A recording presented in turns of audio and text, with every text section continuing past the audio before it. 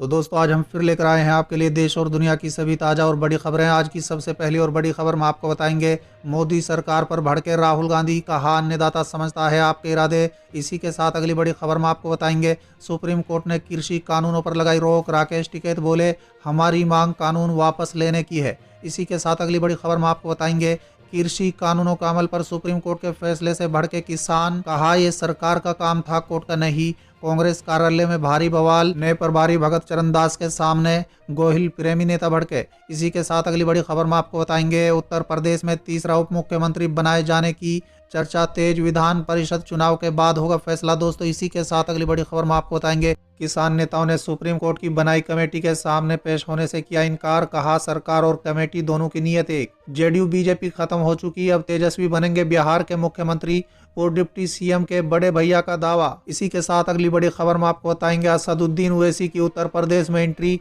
बोले अखिलेश ने 12 बार आने से रोका, दोस्ती निभाने आया हूं। किसानों की सरकार को चेतावनी, जहां कृषि कानूनों के समर्थन में रैली करेंगे हरियाणा जैसा विरोध। वहीं अगली बड़ी खबर में आपको बताएंगे, 200 किसानों ने छोड़ी भाजपा, कहा मोदी सरकार अपना रही है किसानों के साथ दमनकारी नीति। इसी के साथ अगली बड़ी खबर में आपको बताएंगे, किसानों को लेकर भाजपा सांसद का विवादित बयान, कहा पैसे लेकर कर रहे हैं आंदोलन। इनेलो नेता का दावा, जजपा विधायकों के दबाव में खुद ही गिर जाएगी खट्टर सरकार। दोस्तों इसी के साथ अगली बड़ी खबर में आपको बताएंगे, एक्टिव मूड में सोनिया गांधी और शरद पवार, कृषि कानूनों पर सरकार को घेरने की तैयारी, लेफ्ट पार्टियां भी साथ। अगले कुछ ही घंटों में कई राज्यों में होगी बारिश, बढ़ेगी ठंड, बताएंगे आज के ताजा अपडेट्स। तो चलिए देख लेते हैं आज की पहली बड़ी खबर, मोदी सरकार पर भड़के राहुल गांधी, कहा अन्नदाता समझता है आपके इरादे। दोस्तों दरअसल केंद्र सरकार के नए कृषि कानूनों को वापस लेने की मांग पर अड़े किसानों का आंदोलन 48वें दिन भी जारी है। किसान आंदोलन को लेकर कांग्रेस के पूर्व अध्यक्ष राहुल गांधी लगातार मोदी सरकार पर हमलावर हैं। दोस्तों बता दें, इस बार उन्होंने ट्वीट कर सरकार पर किसानों को इधर उधर की बातों में उलझाने का आरोप लगाया है। दोस्तों बता दें, राहुल गांधी ने मंगलवार को ट्वीट कर लिखा, सरकार की सत्याग्रही किसानों को इधर उधर की बातों में उलझाने की हर कोशिश बेकार है। अन्नदाता सरकार के इरादों को समझता है, उनकी मांग साफ है, कृषि विरोधी कानून वापस ले बस। चलिए अगली खबर, सुप्रीम कोर्ट ने कृषि कानूनों पर लगाई रोक, राकेश टिकैत बोले हमारी मांग कानून वापस लेने की है। दोस्तों दरअसल सुप्रीम कोर्ट ने केंद्र सरकार के तीनों कृषि कानूनों पर अगले आदेश तक रोक लगा दी है। दोस्तों बता दें, इसके साथ ही कोर्ट ने बातचीत के लिए एक 4 सदस्यीय समिति का गठन किया है। दोस्तों बता दें, सुप्रीम कोर्ट ने मंगलवार को कहा है कि दुनिया की कोई ताकत उसे नए कृषि कानून पर जारी गतिरोध को समाप्त करने के लिए समिति का गठन करने से नहीं रोक सकती, और इसके समस्या का समाधान करने के लिए कानून को निलंबित करने का अधिकार है। सोमवार को सुप्रीम कोर्ट ने तीनों कृषि कानूनों को लेकर किसानों के विरोध प्रदर्शन से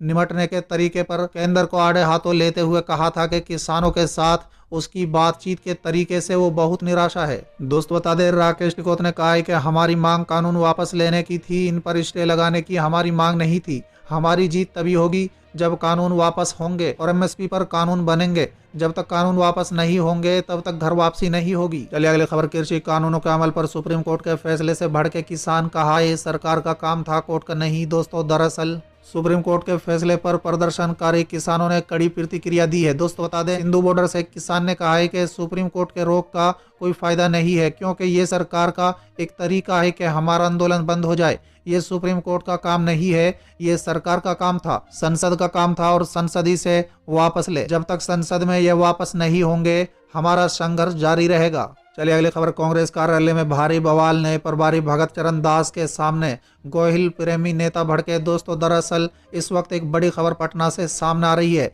जहां कांग्रेस कार्यालय में पार्टी के नेता हंगामा कर रहे हैं। दोस्तों बता दें, कांग्रेस के बिहार राज्य के नए प्रभारी और पूर्व केंद्रीय मंत्री भगत चरणदास पार्टी के नेताओं के साथ बैठक कर रहे थे कि अचानक पूर्व विधायक और एमएलसी हंगामा करने लगे। चलिए अगली खबर, उत्तर प्रदेश में तीसरा उप मुख्यमंत्री बनाए जाने की चर्चा तेज, विधान परिषद चुनाव के बाद होगा फैसला।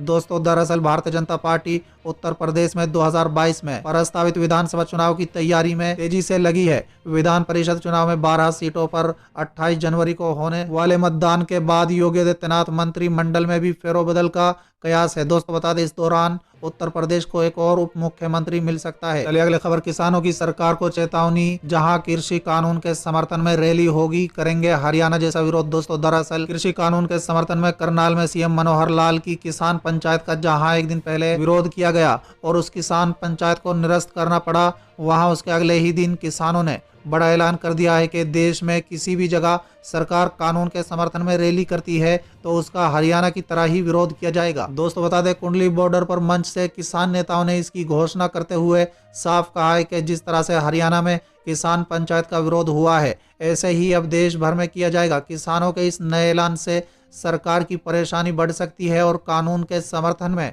कोई भी अभियान चलाने पर टकराव बढ़ सकता है। चलिए अगली खबर, 200 किसानों ने छोड़ी भाजपा, कहा मोदी सरकार अपना रही है किसानों के साथ दमनकारी नीति।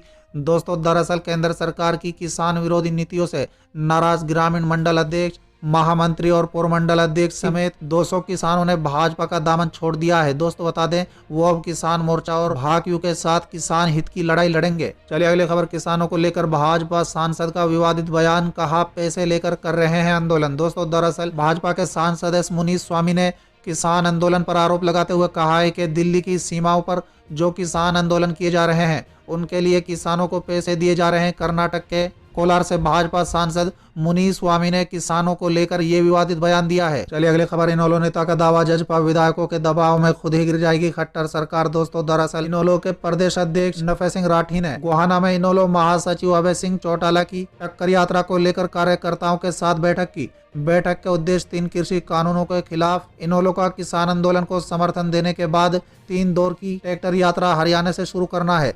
दोस्तों बता दें इस दौरान राठी ने कहा कि 27 तारीख को अभय चौटाला अपना इस्तीफा जरूर देंगे। उनके इस्तीफा देने के बाद दूसरी पार्टियों के विधायकों पर इस्तीफा देने का दबाव बनेगा। वहीं जेजेपी ने भी सरकार को 2 हफ्ता का समय दिया है। अगर सरकार कृषि कानूनों को वापस नहीं करती है तब वो सरकार से अपना समर्थन वापस ले लेगी। इससे जाहिर होता है कि सरकार खुद ही गिर जाएगी। चलिए अगली खबर, एक्टिव मूड में सोनिया गांधी और शरद पवार, कृषि कानूनों पर सरकार को घेरने की तैयारी और लेफ्ट पार्टियां भी साथ। दोस्तों दरअसल कांग्रेस की अंतरिम अध्यक्ष सोनिया गांधी ने विपक्ष के नेताओं से कृषि कानून को लेकर एक संयुक्त रणनीति बनाने के लिए बात की है। सूत्रों के मुताबिक संसद सत्र से पहले विपक्ष की एक बैठक आयोजित की जाएगी। वहीं एनएसपी प्रमुख शरद पवार ने सोमवार को वामपंथी नेताओं सीताराम येचुरी और डी राजा से मुलाकात की और किसानों के मौजूदा आंदोलन पर चर्चा की। चलिए अगली खबर, किसान नेताओं ने सुप्रीम कोर्ट की बनाई कमेटी के सामने पेश होने से किया इनकार, कहा सरकार और कमेटी दोनों की नीयत एक। दोस्तों दरअसल किसान नेताओं ने कहा है कि सुप्रीम कोर्ट की